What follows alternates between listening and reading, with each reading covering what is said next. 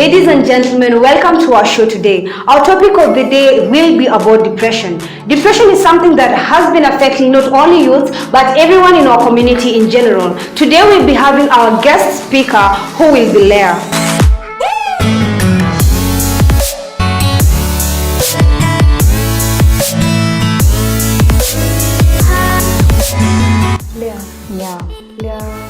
Wangari Njoroge. So, Leah Wangari, welcome very much to our show. Thank you. I appreciate. We are very pleased for you to be here. And you're looking very wonderful. I love your dress. Oh, thank you. You look good too. Thank you. Yeah. So, I know people are asking themselves, who is Leah?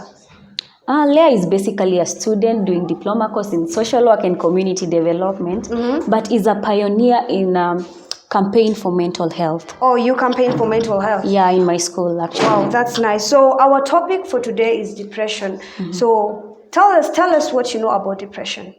Okay, depression is more of a mood disorder that most of the children, youths, let's say the elderly, the adolescent, they don't realize they have it until they spot some changes in their bodies or something like that. Oh, okay. Yeah. So is it only the adolescent people and the youth who can undergo depression?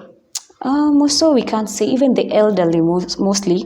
Like you can walk and find someone just talking to him or herself. Okay. Like throwing hands everywhere, talking loud, but they can't realize they have the problem from inside. Also, we can say like the reactions that the actions that they are doing, it's a part of the symptoms. That is what shows they have depression. Yeah, most so let's say like the causes, there can be a history in their family, like the chains of their family, like their grandpa or their auntie died from depression. So a member of the family can get it without necessarily knowing because it's in their genes. Yeah, and more so even we get children who pass through traumatic events.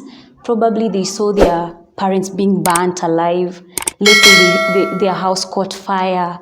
Maybe they were bullied in school and so on. Oh, yeah. Nice. So if you find someone who has depression, what can you do? What can you do to help them out? More so realizing their self-image is like, yani their self-actual realization, for them they don't understand it. So it's up to you as let's say a counselor in depression part, like showing their full potential. Or for some youths, let's say adolescent and children, and let's say the elderly, they don't know what to do. They don't know, like there can be mental health practitioners who can help them. Yeah, exactly. That is something that all the youths, elderly, children are battling with. Oh, okay. So you've just said like if someone has not been given proper advice on how to deal with depression, some of the harmful things that can happen to them is they can lose their weight. They can also harm themselves. And what else? Some have anorexia, bulimia, whereby they have that eating disorder, the tendency to eat or a tendency of not to take anything. Okay. Like even it affects their own self-esteem. They don't even take a bath. Like they're just like that. They're moodless, lonely. They just like they shy away from masses where there are crowds or people. Let's say they enjoyed doing a certain sport in school, like they were doing rugby, basketball, football. Then you see them retrieving from that, and they love that is something they are passionate about, but they become withdrawn from those and activities. I guess it still harm them very much because it's something that they love doing. Yeah, exactly. I heard again that it can also cause relationship problems. I'm wondering, how does depression go hand in hand with relationships? Yeah, it does. It plays a bigger role in that. When a girl is ready to be married, probably he came from a family that had those wrangles, like the dad and the mom used to fight. Yeah. Probably they were drunkards or something of that sort. So they feel like even some let's say ladies they grew up with single moms, so they never saw the father figure in anyone. So when it comes to an age of, let's say, 25 towards 35 of marriage, they tend to pull out. Like they see that they're gonna pass through the traumatic events of the past. Yes. They don't want to go through what they saw their parents going through. Exactly. They're afraid to take the risk. Yeah. Thank you very much, Leah. And does depression only affect our brains, or does it always also affect our physical nature? Yeah, because some people can develop arthritis, cancers, these let's say weight loss. You see someone that used to be plump now is skinny. Someone who used to be skinny is now, okay, they are weight gained, Yeah, exactly like that. Oh, that is nice. So what are some of the things that one can do to move out of depression? Okay, it's very easy yet a difficult task to do, because like let's say in third world countries like Africa, they take it lightly.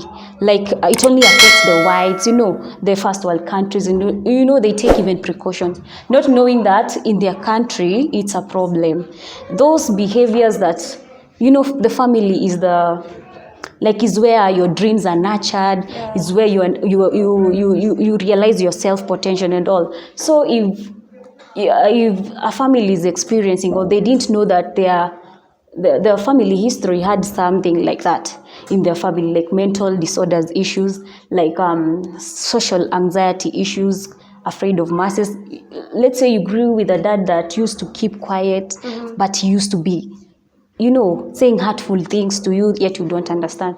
So like they can get treatment. There's free treatment from consultancies, different consultancies, in that you get there's a psychologist who measures in maybe boosting your self esteem. Some get too aggressive, like you have a chronic disease that was never gotten to be identified on time. So you can get pills. There are certain pills that can be used. You're told either to take it for a year or so that you become mentally stable. Like even if you see people who are mad out here, it's as a result of those traumas they went through. And they don't know it's mental health. So they associate every tribe associates that with let's say madness, but it's not, or witchcraft, but it's the little thing that they didn't control while they were growing up is what is making them do that. What is the actual number you think there is of people who are committing suicide yearly? Because we've had cases of which even students themselves, they're killing themselves, even parents, young children, and you're wondering why. So what's the actual data? According to World Health Organization, they just came up with a press conference whereby they said 1,408 people are committing they are committing suicide yearly. And you as a member of health organization, what are you guys doing to reduce this rate of death? Hey, it's really hard, because let's say even in 10 minutes per now as we are talking, 15 people have already committed suicide as we are talking. So let's say if it's not seen earlier, or detected earlier, so that they can go visit a psychologist or get mental health. There are so many Mathare institutions, Chiromo Mental Health. Those are the institutions that could help, but people don't know. So we need to create awareness, even in schools, on television, everywhere, every social media platform. Yeah, it's much better we introduce it to people, so that people can know, and they need to know where they can get their help from. Exactly. Thank you very much, Leah. Do you have someone, or do you have a case that you can tell us that someone was going through, under depression, and you helped them, and like right now they are strong and moving on with their life? Okay, per se, I can say my own story. Yeah. So when I was growing up as a kid in, let's say, in primary school, from class 8, I realized that I was this playful young girl. So it came a time when I'm in class, probably the teacher is there, I'm with my friends over there. I used to love probably sporting or something like that. Then all of a sudden my mood started reducing. Yeah, like you're losing your mood. Like I'm losing my mood. I didn't want to see my friends, like the ones who we used to play with, whom we used to walk with. So I would even cry in class, and I don't know my issue. Then the teacher was like, we are used to, you know. Oh, yeah. Like we were not even taught. Then it went through high school. So from class 1 to class 8, I was in a day school. Then I'm thrown to You're thrown to a boarding to school. a boarding school. Life is different. Life is different. You're far away from your parents. Let's say when I reached puberty, was it 12 years if I can remember, I started being aggressive towards everyone, towards my dad. I started being that girl who doesn't care, who is always rude to the parent, So I didn't understand where, to get help from, So in high school, I reached Form 2.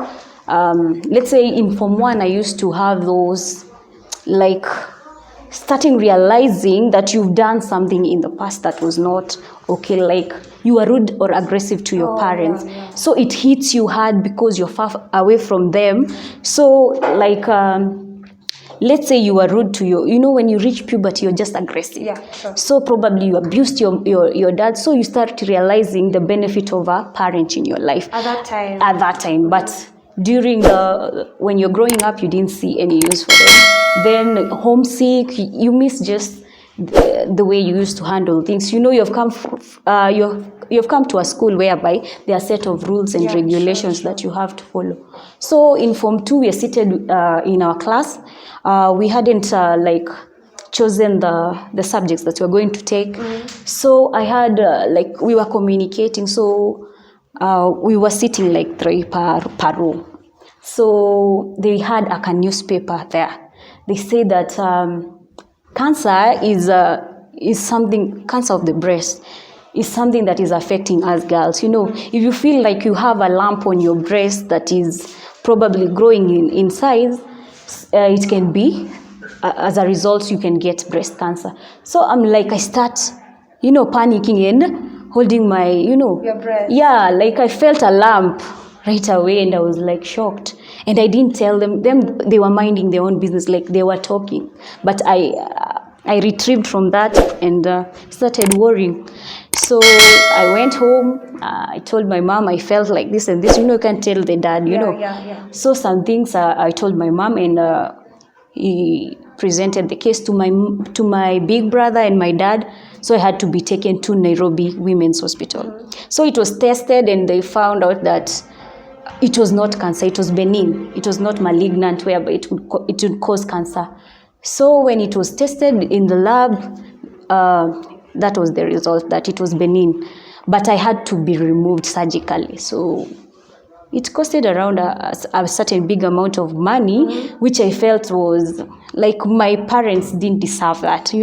These are things I could have prevented on my own, Yet I don't blame myself nowadays. So I finished high school, I'm on medication, and surgery is not something easy. So I'm shifted from a boarding school to a day school. Oh, you were shifted from boarding school to a... Yeah, I had to. Because of your condition? Yeah, of my condition, and where we were in Nakuru, some area hilly, so you're concentrated there geographically, down there. Yeah, exactly. So the weather there was not conducive for me. So in day school, I start hating myself. I'm not, that obsessive behavior continued. So I finished high school. Then, shock on me, I touch my other left breast. I find out that there is another The tube. same problem that you had. Exactly. It was growing. Okay, we went to the breast specialist, and he said that they were growing at the same rate, but one grew bigger than the other one. So if it was tested and it was found that it was not cancer, so I had to stay. So I'm a living proof. I stay with it because it's not cancer, but regularly being checked up, things like that. So how, as a child, since you've told us like you were not in good terms with your parents because you were really aggressive, how did you help yourself? Like how were you helping yourself? Because you were not talking to anyone. To anyone, yeah, exactly. Like, okay, it was something hard to express because you have low self-esteem, loss of mood, you don't want to eat, I was always quiet type, so my dad and mom never realized. So I just had the problem. They used to see a happy, okay, let's say I'm happy but quiet, But when I reach to when I go to retire to my bed, I just cry, or like just cry. Then I pretend you were like, keeping the pain to yeah, yourself. to myself, because they don't know actually. They haven't realized it. And now, what made you like? What made you be a person who talks to people about depression? Talk to people like you want to help them. What motivated you? Is that what motivated you, or? Yeah, okay. There are so many people who can help. Like media, if you watch certain documentaries, you get mental health being spoken about. So I used to take keen interest in it. So I feel that there is help for anyone, So like the tendency, I wanted to get like into drug abuse in order to come out from that pain. But they said you can get help. So there was this, I'm a local person. My tribe is Kikuyu. So my parents loved listening to Inoro radio. So there was a doctor calling himself Dr. Frank Jenga. So we took his number. He said he was situated in Upper Hill, Dr. Plaza. So we went and saw him. And he prescribed some medicine. So it was just a matter of you were being cancelled. So the tendency to abuse those drugs was null and void because I got help at the right time. Wow. Yeah. That is nice. Thank you very much. Thank you. I'm very pleased to have you again. Thank you very much, Leah. Yeah. What will be your last word you will tell someone who is depressed, who's feeling like he or she can't get any help because maybe he's hopeless, like people are not listening to him. What will you tell them? Like if you realize someone is just keeping to herself, like she doesn't want to go to any gathering, the sport that they used to have fun in playing, they have retrieved, necessarily I would feel like the teachers should be more informed on mental health to realize when the kids are in school and they're not taking part in activities, they should question themselves. The same with parents. They should see like if their children used to be hyper talkative and then they withdraw, they become silent, they keep things to themselves, like they don't do they loved watching a certain probably movie and now they are not, they used to play games, just ask yourself, is there any problem? So that's your message to maybe the guardians or people who are living with people who are depressed. Exactly. And what's your message to people who are depressed? Because I know so many people are watching and maybe your message is going to help them. I want to say, like, don't take it like it's witchcraft. Like most of our tribes in Africa, let's say in Eastern African countries, we are more on, if someone becomes mad or crazy, it's witchcraft. Though it's mental in their cognitive part, there's these hormones in their brain that have not been balanced, like endorphin, like the serotonin. Yeah. So if they're introduced to drugs at an earlier stage, it's gonna balance everything and they're gonna go back to normal. Okay. Yeah, that's my advice. Thank you very much once again. And we are we're going to welcome you again for you to help us. So, ladies and gentlemen, that was our discussion for you today. I hope we've saved a life and we've helped someone to come out of depression. Remember to subscribe to our YouTube channel, to like and to comment and also share. Thank you. Let's meet on next Friday.